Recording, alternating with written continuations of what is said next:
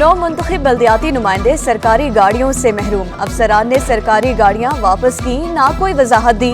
महकमे बल्दियात के show cause notice भी बेअसर। महकमे बल्दियात ने एक और नोटिस जारी कर दिया। स्टेनोग्राफी DMC जुनूबी कराची सैयद फहान सलीम को शोकास नोटिस। डिप्टी डायरेक्टर बल्दियात ठट्टा तारिक बुग्यो, DD मीरपुर खास अब्दुल वहाब अब्बासी को भी notice. District engineer Sukkur Zulfiqar Jatoi ने भी गाड़ी वापस न की। अफसरान को 3 रोज के अंदर सरकारी गाड़ियां वापस करने की हिदायत।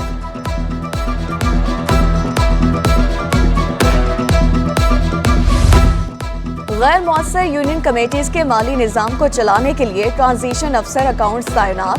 ट्रांजिशन अफसर मुलाजमीन की तनख्वाहों और सफाई सुथराई के मामला संभालेंगे। अर्ज मोहम्मद अब्बासी को कोरगी, फैज मोहम्मद शेख को वस्ती, निसार अहमद भट्टी को मलीर में तैनात किया गया। खालिद हुसैन बगियों की इब्राहिम हैदरी, अदनान लाल बख्श शर्की में तैनात। मजहर हुसैन मल्ला जुनूबी और मोहम्मद नवाज केमाड़ी में ट्रांजिशन अफसर तैनात। अंधेर नगरी चौपट राज बल्दिया उस्मा कराची के तनख्वाहों के बिलों में खुद साख्ता ग्रेड बढ़ा दिए गए। मेयर कराची की मंजूरी के बगैर पोस्टों को अपग्रेड कर दिया गया। तरक्की पाने वाले अफसरान की तनख्वाहें रोक दी गईं। तरक्की पाने वाले अफसरान के प्रमोशन ऑर्डर बमा दस्तावेज़ात तलब कर लिए गए। जमील फारूकी, मिनहाल कुरान और मुसरत अली खान की दस्तावेज़ात तलब की गईं।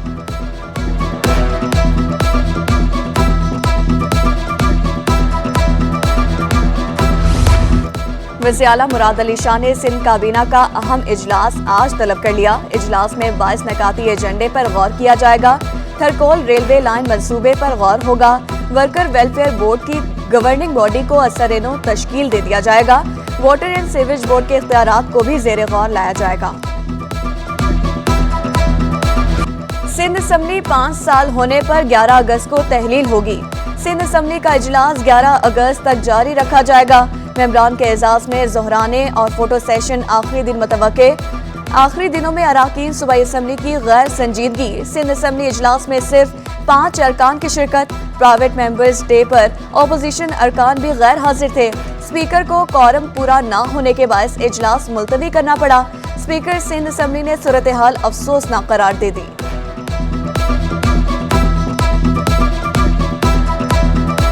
खुसूसन सिंध जो है एक तारीख रखने वाला सूबा है।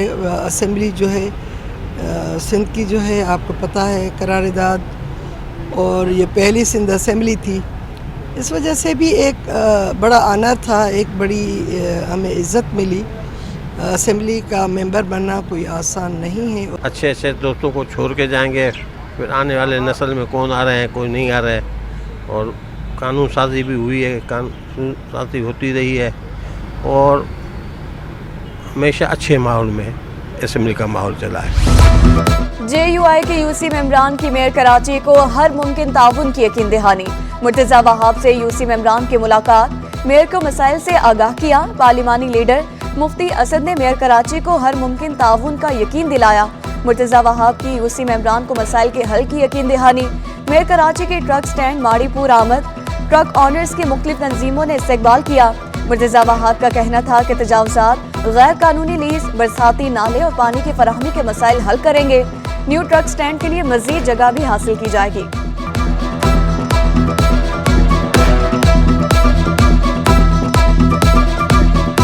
विफाकी हुकूमत के 15 माह अशिया की कीमतें 200% तक बढ़ गईं। आटा, दालें, चावल, चीनी, घी और तेल समेत सब कुछ महंगा। अप्रैल 2022 में आटा 67 रुपए किलो था। अब आटे की कीमत 170 रुपए किलो तक पहुंच चुकी। चीनी 80 रुपए से बढ़कर 140 रुपए किलो हो गई। कुकिंग ऑयल 200 से 600 रुपए किलो हो चुका। चावल 200 से 375 रुपए किलो तक पहुंच गए। दालों की कीमत में भी होशरुबा इजाफा हुआ। Chairman wholesale growth services education Abdul Rauf Ibrahim कहते हैं, महंगाई की वजह से आम आदमी की जिंदगी अजीरन हो गई। सियासी गैर यकीनी सूरत हाल बरकरार रही तो महंगाई मजीद बढ़ेगी।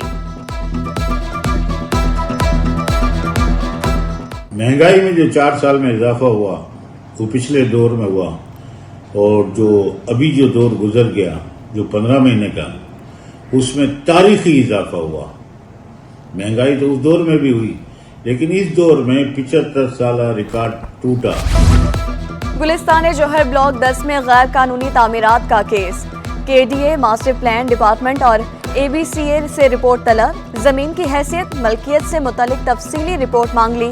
अदालत ने इस्तफसार किया कि गैर कानूनी तामीरात की इजाजत कौन देता है, कौन सा इदारा जिम्मेदार है, KDA या कोई और। ABCA को नक्शा पास करने का इख्तियार नहीं तो मिसमार कैसे कर सकता है।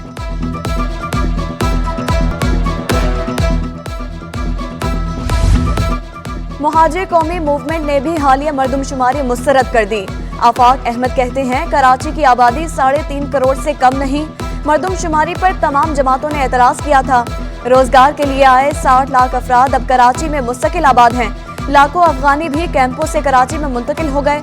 1.5 करोड़ लोगों को गन्ने बगैर शहर कैसे तरक्की करेगा।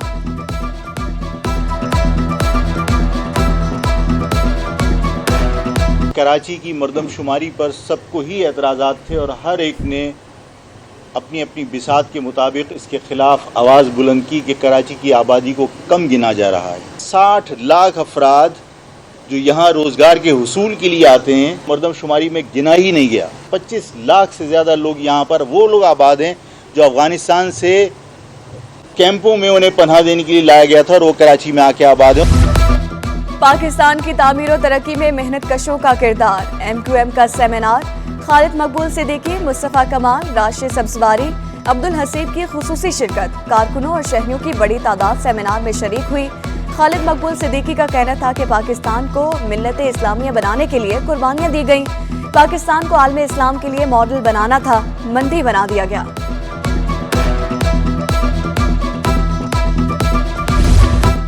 महकमे इत्तलात सिंध में अफसरान की तरक्कियाँ। 16 सुपरिटेंडेंट, स्टेनोग्राफर्स और असिस्टेंट को ग्रेड 17 में तरक्की दे दी गई। अली बख्श पठान, सिबगतुल्लाह, इमाम बख्श, यासिर नवाज, अब्दुल मजीद और फैसल शामिल। सीनियर स्टेनोग्राफर असलम भट्टी की भी इंफॉर्मेशन ऑफिसर के ओहदे पर तरक्की। अमजद हुसैन लजपत, अब्दुर्रहमान, खादिम जतोई को भी तरक्की मिल गई। एजाज हुसैन, एजाज अहमद खत्री, मोहम्मद शफी और महबूबुल हसन भी तरक्की पाने वालों में शामिल। नोटिफिकेशन जारी। गवर्नर सिंध का 10,000 लोगों को रोजाना राशन देने का ऐलान। कामरान टेसोरी का कहना था कि कराची का असल चेहरा कलाशनकोफ नहीं, हमारा काम है नौजवानों को हुकूक दिलाएं। गवर्नर हाउस में IT कोर्सेज के लिए एंट्री टेस्ट, 21वीं और 22वीं मरहले में टेस्ट। हजारों की तादाद में उम्मीदवारों की शिरकत। कामयाब उम्मीदवारों को गवर्नर हाउस में मुफ्त IT कोर्सेज करवाए जाएंगे।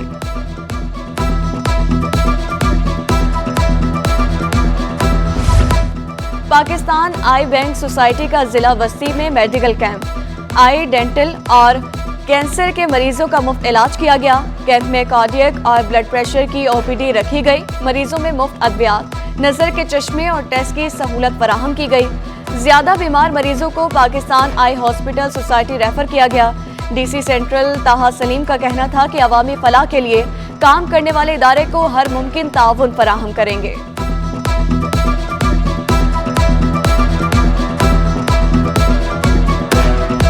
यौम आज़ादी में 5 दिन बाकी। शहर में जगह जगह स्टॉल सज गए। सब्ज हलाली परचम, बैज, चूड़ियां, मास्क और दीगर अशिया भी मौजूद। सदर एम्प्रेस मार्केट में सब्ज लिबास की बहार आ गई।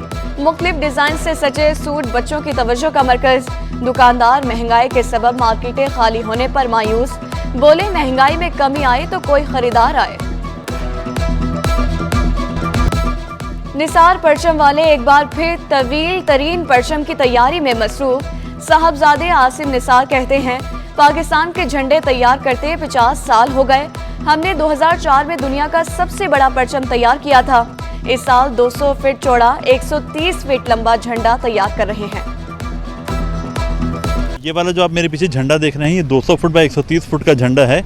ये 20 साल बाद इतना बड़ा झंडा को पाकिस्तान में बन रहा है। ये गुज़िश्ता 20 साल का सबसे बड़ा झंडा, गुज़िश्ता 20 सालों में इससे बड़ा झंडा अभी तक बना नहीं है।